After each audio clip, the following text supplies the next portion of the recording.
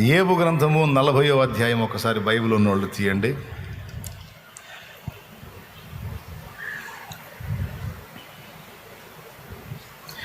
15వ వచనం నేనే చదువుతున్నాను, చూడండి. నేను చేసిన నీటి గుర్రమును నీవు చూచి ఉన్నావు కదా, ఎద్దు వలె అది గడ్డి మేయును, దాని శక్తి దాని నడుములో ఉన్నది, దాని బలము దాని కడుపు నరములలో ఉన్నది. దేవదారు చెట్టు కొమ్మ వంగునట్లు అది తన తోకను వంచును, దాని తొడల నరములు దిట్టముగా సంధింపబడి ఉన్నవి, దాని ఎముకలు ఇత్తడి గొట్టముల వలె ఉన్నవి, దాని ప్రక్కటెముకలు ఇనుప కమ్ముల వలె ఉన్నవి. అది దేవుడు సృష్టించిన వాటిలో గొప్పది, దాన్ని సృజించిన వాడే దాని ఖడ్గమును దానికి ఇచ్చెను. పర్వతములలో దానికి మేత మొలచును, అరణ్య జంతువులన్నీ అచ్చట ఆడుకొనును. తామర చెట్ల క్రిందను జమ్ము గడ్డి మరుగునను పర్రలోను అది పండుకొనును. తామర చెట్ల నీడను అది ఆశ్రయించును, నదిలోని నిరవంజి చెట్లు దాన్ని చుట్టుకొని ఉండును.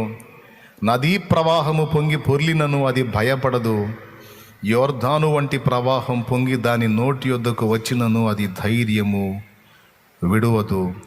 అది చూచుచుండగా ఎవరైనా దాన్ని పట్టుకొనగలరా? ఉరియొగ్గి దాని ముక్కునకు సూత్రము వేయగలరా? చాలు.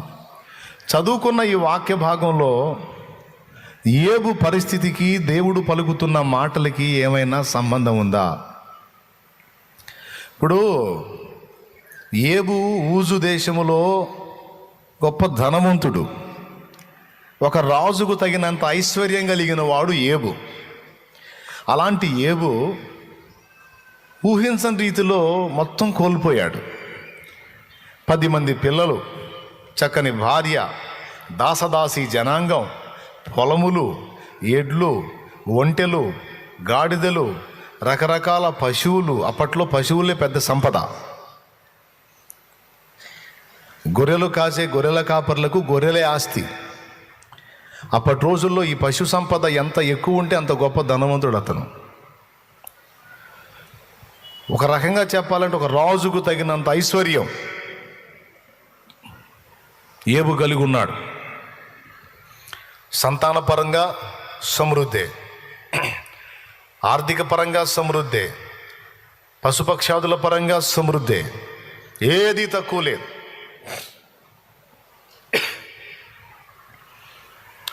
అష్టైశ్వర్యాలతో తొలతూగుతున్నాడు అంటారు కదా, అట్లా అన్నీ ఉన్న యోబుకి.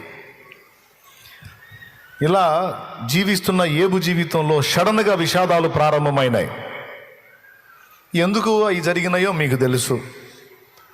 ఒకరోజు దేవుడు తానున్న ప్రాంతంలోనికి దేవదూతలను పిలిచినప్పుడు భూలోకాన్ని ఏలుతున్నటువంటి శత్రువు అయిన సాతాను కూడా అక్కడికి వెళ్ళాడు.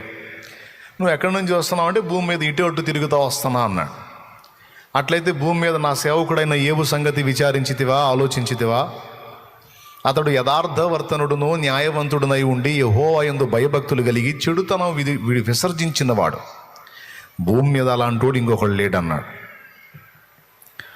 అప్పుడు ఇతను అన్నాడు, యోబు ఊరకనే నీతిమంతుడయ్యాడా? నువ్వు అతనికి అతని కలిగిన సమస్తానికి ఆశీర్వాదం ఇచ్చావు, కంచె వేశావు.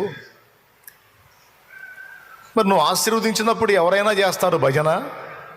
నువ్వు సమస్యను కల్పించి చూడు, అప్పుడు రంగు బయటపడిద్ది అన్నాడు. నేను ఎప్పుడో టెస్ట్ చేద్దామని అనుకున్నాను, కానీ నువ్వు అతనికి కలిగిన సమస్తమునకును అతని ఇంటి వారికి కంచె వేశావు. వెళదామని ట్రై చేశాను, కానీ మొహం పగిలి మళ్ళీ వెనక్కి వచ్చా. కాబట్టి ఆ యోబు గొప్పతనం ఏందో, ఆ యోబు నిజాయితీ ఏందో, ఆ నమ్మకత్వం ఏందో, ఆ రంగు తేలాలంటే నాకు పర్మిషన్ ఇవ్వు, నేను వెళ్ళి అప్పుడు నీకు క్లారిటీ ఇస్తా అన్నాడు. అంటే ఏమంటావు అంటే, యోబు ఖచ్చితంగా యోబు ఆశీర్వదించబడ్డాడు కాబట్టి నిన్ను మయంపరుస్తున్నాడు, కానీ యోబు సమస్యను ఎదుర్కొంటే ఖచ్చితంగా నీ ముఖం ఎదుటనే నిన్ను దూషించి నీకు దూరం అవుతాడన్నాడు. అది జరగదన్నాడు దేవుడు. ఛాన్స్ ఇవ్వు, చూపిస్తా అన్నాడు సాతాను. సరే పో, అతని ప్రాణమును మాత్రం ముట్టవద్దు, అతని కలిగిన సమస్తాన్ని నీకు అప్పగిస్తున్నా, ఏం చేస్తావు చెయ్యిపో అన్నాడు. అక్కడ స్టార్ట్ అయింది. ఎప్పుడైతే వీళ్ళిద్దరి మధ్య ఈ ఛాలెంజ్ వచ్చిందో సాతాను గడికి పర్మిషన్ ఇచ్చాడు. ఇక వాడు పోయి మొత్తం పాపం ఏబుని నాశనం చేయడం మొదలుపెట్టాడు. పశువులు పోయినాయి, ఒంటెలు పోయినాయి, ఎడ్లు పోయినాయి, గాడిదలు పోయినాయి, దాసదాసి జనాంగం పోయారు. పిల్లలు 10 మంది పిల్లలు ఒక్కసారి చచ్చిపోయారు. ఎంతో విధేయురాలు వినమ్రురాలైన భార్య ఏదో దెయ్యం పట్టినట్టు తిరగబట్టం మొదలుపెట్టింది. ఎంత దారుణ స్థితిలో ఉన్నవాడైనా సరే భర్త బతికుండాలని కోరుకునే ఉత్తమురాలైన ఏబు భార్య దేవుణ్ణి తిట్టంటుంది, నువ్వు జావంటుంది, దేవుణ్ణి తిట్టంటుంది, నువ్వు జావంటుంది. అంతా రివర్స్ అయిపోయింది. ఎంతో అద్భుతమైన ఆరోగ్యం, దేహదారుఢ్యం కలిగినటువంటి ఏబు రోగిష్ఠుడైపోయాడు. ఆ రోగం కూడా ఎలాంటి రోగం అంటే విపరీతమైనటువంటి జిల. ఆ తట్టుకోలేక బూడిదలో కూర్చొని చిల్లపెంకు తీసుకొని దేహాన్ని ఆ చిల్లపెంకుతో రువ్వుకునేటువంటి పరిస్థితి. ఇంత దారుణమైన స్థితికి వెళ్ళిపోయాడు ఏబు. అష్టైశ్వర్యాలు కలిగినటువంటి ఏబు ఇంత దారుణ స్థితికి వెళ్ళిపోయాడు. స్నేహితులు వచ్చారు, ఏబు ఫ్రెండ్స్. అలాంత దూరంలో ఏబును చూసి, ఏబు బాధను చూసి, ఏబు ఒకప్పుడున్న స్థితి, ప్రస్తుతం ఉన్న స్థితిని చూసి, అరే మన ఏబు పరిస్థితి ఇట్లా మారిపోయింది ఏందిరా అని వాళ్ళు తట్టుకోలేక 7 రోజులు ఉపవాసం ఉన్నారు. ఏబుకు కలిగిన శ్రమను చూసి 3 రోజులు కాదు, ఎన్ని రోజులు? 7 రోజులు తిండి తిప్పలు మానేసి వాళ్ళు కూడా దుఃఖాక్రాంతులై కూర్చున్నారు. తర్వాత వాళ్ళు ఏబు దగ్గరకు వచ్చి వాళ్ళు కూడా మాటలతో గాయపరచడం మొదలుపెట్టారు. ఈ కథ 37 అధ్యాయాలు జరిగింది. 3వ అధ్యాయం నుండి మొదలుకొని 37వ అధ్యాయం దాకా నడిచింది. ఇక 38వ అధ్యాయం దగ్గర మనం చూస్తే ఇక దేవుడు ఏబుకు ప్రత్యక్షమవుతున్నాడు. ఏమండి, ఒక స్తోత్రం చెప్పండి యేసయ్యకి గట్టిగా. 38వ అధ్యాయం దగ్గర ఇక సుడిగాలిలో యెహోవా ఏబునకు ప్రత్యక్షమయ్యాడు. ప్రత్యక్షమై మాట్లాడటం మొదలుపెట్టాడు. ఇప్పుడు నా పాయింట్ ఏంటంటే, నీటి గుర్రం సంగతి ఏబుకు అవసరమా? మకరము అంటే మొసలి. ఇప్పుడు మీరు 40 అధ్యాయం 15 వచనం నుంచి 24 వచనాల వరకు నీటి గుర్రం స్టోరీ,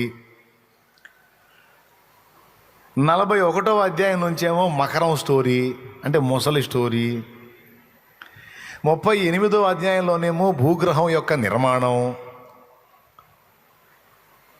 38లో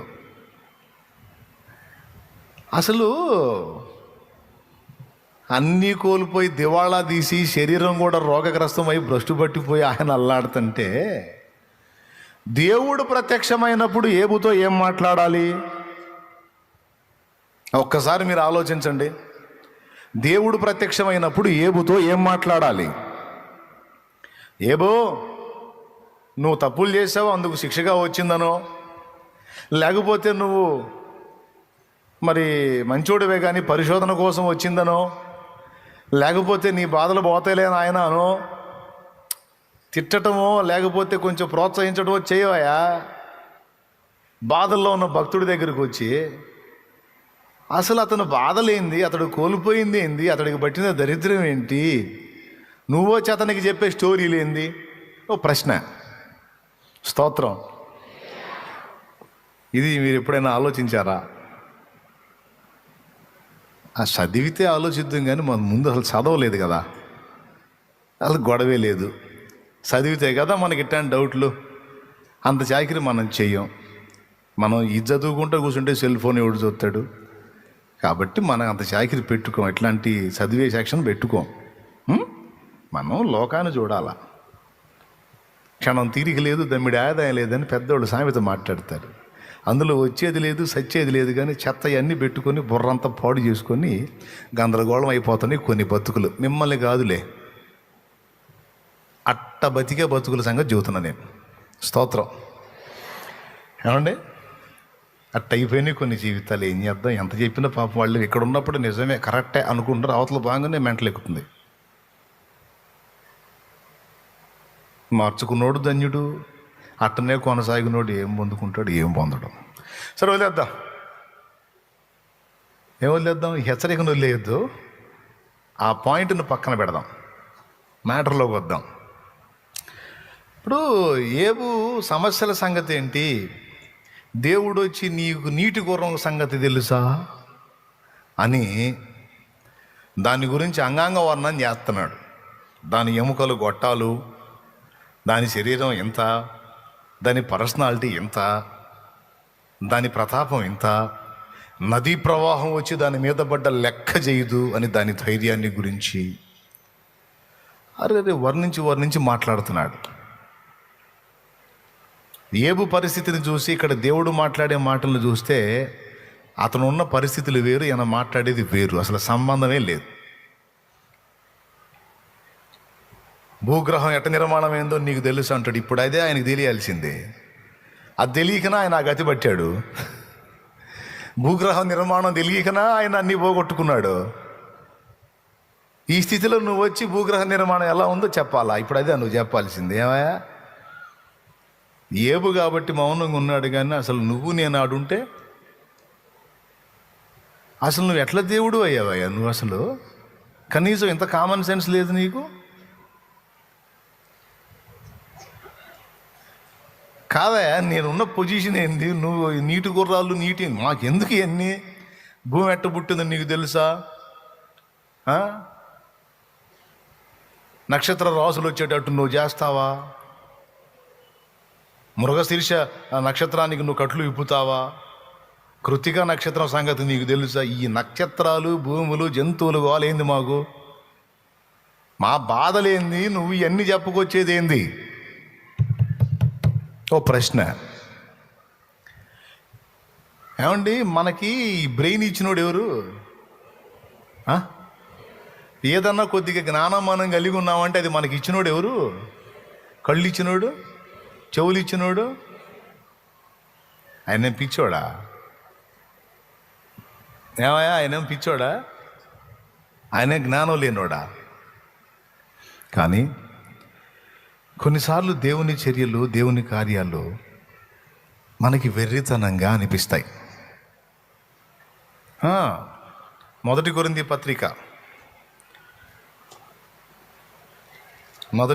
పత్రిక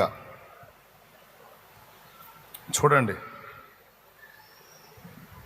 1వ అధ్యాయం 25వ వచనం చూడు. దేవుని వెర్రితనము మనుషుల జ్ఞానము కంటే జ్ఞానము కలదు. దేవుని వెర్రితనము మనుషుల జ్ఞానం కంటే జ్ఞానం గలది. దేవుని బలహీనత మనుషుల బలము కంటే బలమైనది. దేవుని వెర్రితనం అంటాడు. దేవునికి ఉన్న పిచ్చితనం ఉందా? వెర్రి అంటే పిచ్చి. దేవునికి ఏమన్నా వెర్రితనం ఉందా? కానీ ఇక్కడ ఏమంటున్నాడు, దేవుడికి ఒకవేళ వెర్రితనం ఉందని నీకు అనిపిస్తే ఆ వెర్రితనం కూడా నీ జ్ఞానానికి మించిందిరా నాయనా అంటున్నాడు అక్కడ. దేవుడు ఏదైనా పిచ్చి చేష్టల్లాగా చేసినట్టు నీకు అనిపిస్తే ఆ పిచ్చి చేష్టల వెనక కూడా నీ మేధస్సుకు అంతని రహస్యం ఉంటదిరా, జ్ఞానం ఉంటదిరా. వెర్రిమాలోకం అంటున్నాడు. అంటే దీన్ని బట్టి ఏమర్థమవుతుందంటే, అల్పజ్ఞుడైన మానవుడు, జాగ్రత్తగా అల్పజ్ఞుడైన మానవుడు అంటే అల్పజ్ఞానం కలిగిన మానవుడు కొన్నిసార్లు దేవుని కార్యాలను అర్థం చేసుకోలేడు. అవి అతనికి వెర్రితనంగా అనిపిస్తాయి. నీకు వెర్రితనంగా దేవుని పనులు అనిపిస్తున్నాయి అంటే నువ్వు పిచ్చోడివి, దేవుడు కాదు. దేవుడు చేసిన కార్యాలు ఏవైనా తిక్కలుగా పిచ్చిగా నీకు అనిపిస్తే అది నీ పిచ్చితనంగానే, అది దేవుడి పిచ్చితనం కాదు. ఆయన ఆయన జ్ఞానానికి మితి లేదు, ఆయన మేధా సంపత్తికి తిరుగులేదు. ఇన్ని తెలివితేటలు ఉన్నాయా మనకి? ఇన్ని తెలివితేటలు మనకు వచ్చేటట్టు చేసినోడు ఎవరు? ఆయన. కాబట్టి ఏబు ఉన్న శ్రమ, ఏబు ఉన్న పరిస్థితులు వేరు. కానీ ఏబు దగ్గరకు వచ్చి దేవుడు మాట్లాడే సంగతులు అన్నీ వేరు. ఏబు ఇక్కడ ఏం మాట్లాడుతున్నాడో తెలుసా? దాదాపు 33వ అధ్యాయం నుంచి 37వ అధ్యాయం దాకా తన సమస్యలను ఎకరు పెడుతున్నాడు స్నేహితులకి. నాకు అన్యాయం చేశాడు సర్వశక్తుడు, ఇన్ని బాధలలో నన్ను పడేశాడు, నాకు కలిగిన శ్రమ ఘోరమైంది, నేను ఎవరికి అన్యాయం చేశా, ఆయనకి నేనేం ద్రోహం చేశా, నాకెందుకు ఇంత దారుణమైన పరిస్థితులు ప్రాప్తించాయి అని అబ్బా మొత్తుకొని 3:37 అంటే చూడండి, 3వ అధ్యాయం దగ్గర నుండి 37వ అధ్యాయం దాకా అంటే ఎన్ని అధ్యాయాలు నడిచింది ఏమో అయ్యా? అంతేనా?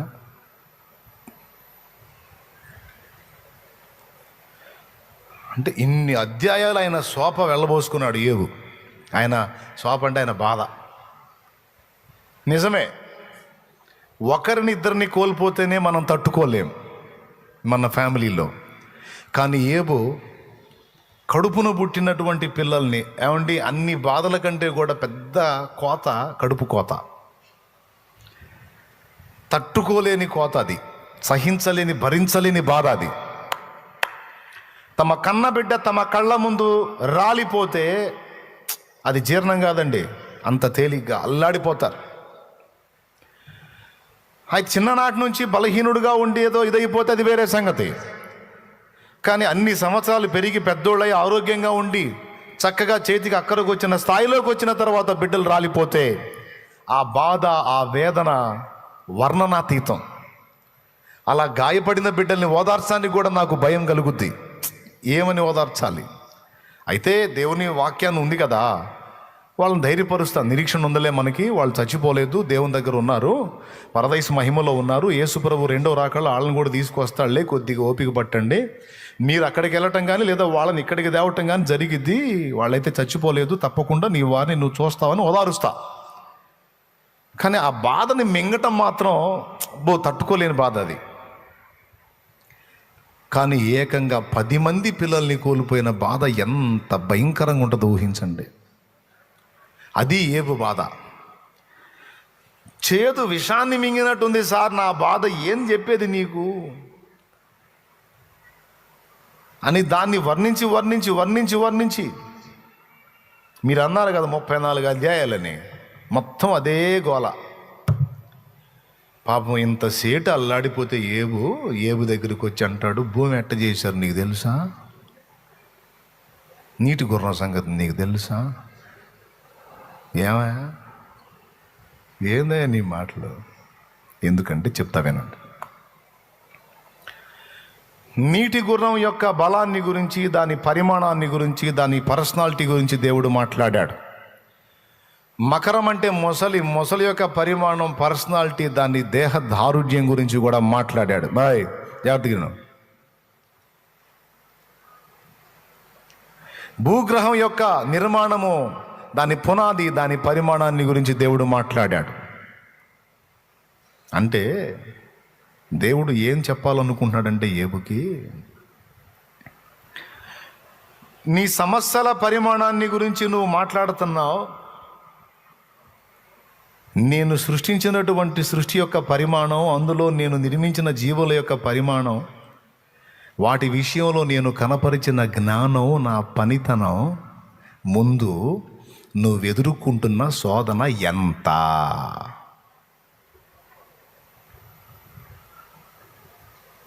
అర్థం కాలేదా? కొంచెం డిమ్ముగా వెలిగింది బల్బు.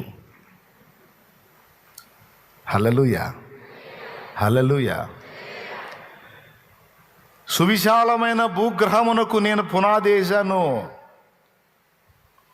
నేల మంటిని కొలిచిపోశాను, సముద్రాలకు మేర నిర్ణయించాను, ఆకాశాన్ని చాపలాగా విశాలపరిచాను, సూర్యచంద్ర నక్షత్రాదులను ఏర్పరిచాను. నేను చేసిన ఒక నక్షత్రం సైజు నీకు తెలుసా? ఎలాంటి పరిమాణం, ఎంత పెద్ద సైజు వాటిని నేను చేశాను.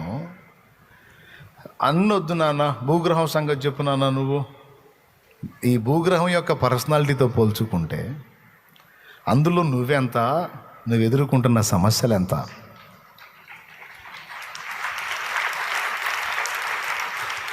అర్థమైందా?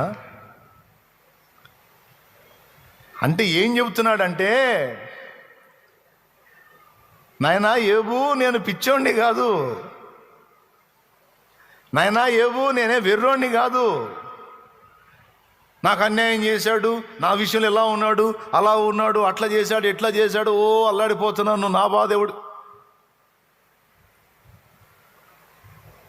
నేను పిచ్చోడిని కాదు, వెర్రోడిని. నా జ్ఞానం తెలుసా అసలు నీకు, నేనేందో తెలుసా నీకు, కొంచెం చూపిస్తాను చూడని భూగ్రహ నిర్మాణాన్ని గురించి మాట్లాడాడు, నక్షత్ర రాసులు వచ్చేటట్లు చేసే విషయం మాట్లాడాడు, భూమి మీద వాటికున్న ప్రభుత్వాన్ని గురించి మాట్లాడాడు, ఆయన సృజించినటువంటి భయంకర జంతువులను గురించి మాట్లాడాడు. టోటల్గా ఆయన ఏం సూచిస్తున్నాడంటే, ఇంత పెద్ద ప్రకృతిని, ఇంత సమస్తాన్ని నిర్మించిన నేను, నా జ్ఞానం ఎక్కడ? నాతో వాదిస్తున్నావే సమస్యలనెత్తి, నువ్వెక్కడ, నీ సమస్యలు ఎక్కడా?